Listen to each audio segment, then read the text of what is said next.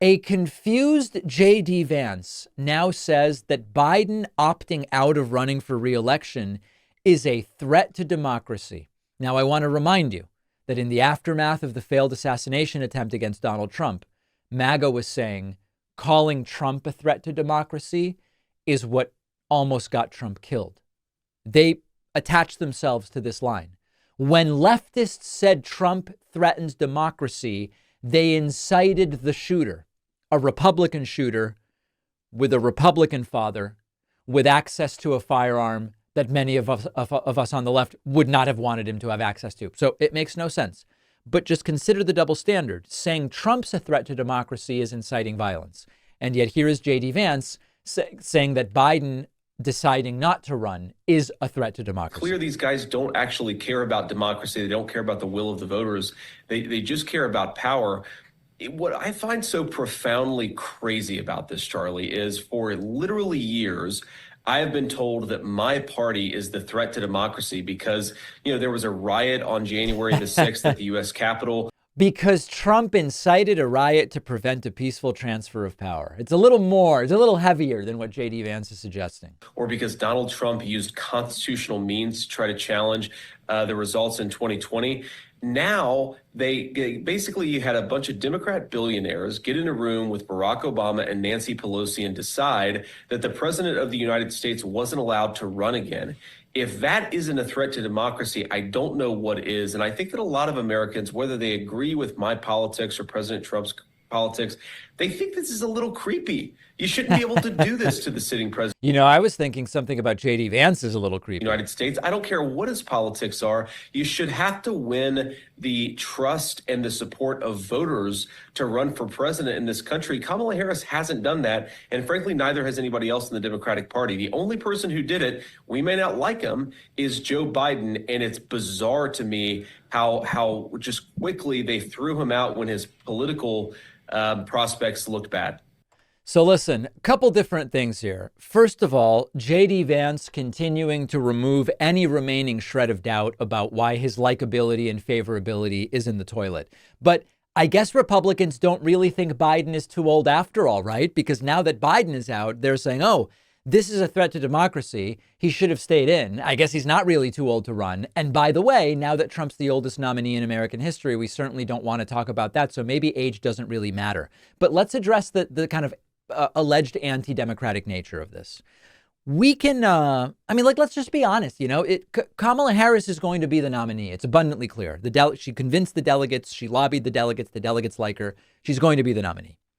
Is this a different process than if primary voters had said, we want Harris rather than Biden? Or is it a different process than if Biden a year ago has said, I'm not seeking re-election, Kamala Harris runs a campaign, they hold primaries, and she wins the primaries? It is a different situation than that. Is it less directly democratic? It is less directly democratic. It's important to remember that it is not a matter of law. Political parties can choose their nominees however they want. And imagine that the DNC as a party said, hey, you know what? We don't even want to have primaries. We're just going to decide ourselves. The delegates will decide, period. We'll never have primaries. They could do that. And then voters could react by saying, I reject that process. I'm not voting for whoever the delegates pick because I don't like the process. That would be absolutely fine. There is no question that the process that is leading to Kamala Harris as the nominee is not as traditionally democratic as a normal primary. I think the counterpoints are Harris was on the ticket that won the primary. It was Biden-Harris. It's not, hey, let's pull in some random senator and say, you are now the nominee. The primary voters were voting for the ticket, and the ticket did include Kamala Harris. So as a sort of like particular detail, I do think that is an important thing to consider. Secondly, Kamala Harris went out and sought the support of delegates. It wasn't, hey, you know what? We've decided it's Kamala Harris. She's got a bunch of endorsements. She seems like the natural replacement. She went out, spoke to the delegates, lobbied the delegates, and they said, hey, you know what? This is who we are going to support. And then, of course, If the American people buy into JD Vance's argument, if they buy into MAGA Mike Johnson's argument, this is fundamentally undemocratic to a degree that Kamala Harris deserves to lose, then the American people will say, hey, you know what? I agree. It's undemocratic. I'm not going to vote for Kamala Harris. I'm going to stay home, or I'm going to vote for Trump. That's absolutely their choice.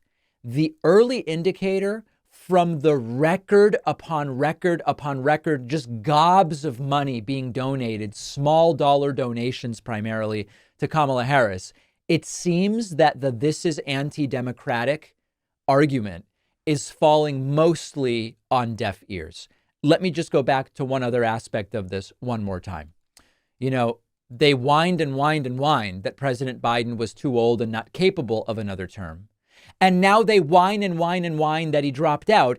How did you expect a new candidate to be selected? And I know that there was this idea of a new primary floated. It was never going to happen. It's not happening. It just didn't make any sense. So they're whining either way. And that's what you have to remember. And it's sort of like the people who there's not that many of them right now, fortunately, but they may become a political force, who were arguing Biden should get out. And then now they're complaining that Kamala Harris is the replacement, when it was sort of like obvious that she was the heir apparent if President Biden were to get out at this late stage of the race. So a lot of people wanting to have it both ways, or saying Democrats don't get to have it either way. And JD Vance should remember, they will come for him next. He could be the next Mike Pence. Right now, he's doing his lapdog doormat thing for Trump. But if MAGA determines JD Vance is the reason we lose in November, JD Vance didn't send it back to the states, not that he would be in a position to do so, or whatever, right? If Trump loses, they're coming for JD Vance, and all of this lapdog doormat stuff that he's doing could very quickly backfire. One of our sponsors today is the new book by Dr. Bernie Mullen called Reimagining America's Dream, Making It Attainable for All. Dr. Bernie Mullen is the first immigrant ever to become CEO of a major league sports team in the U.S. He's held leadership positions with teams in the MLB, NBA, and NHL. In his new book, Reimagining America's Dream, Dr. Mullen uses his life experience to outline the top 10 social issues in the country today. And he just really concisely outlines simple, cost-effective ways to address these problems. Poverty, the income gap, creating a genuine opportunity for generational wealth, all within one generation. And his prescription revolves around an investment nationally in youth education.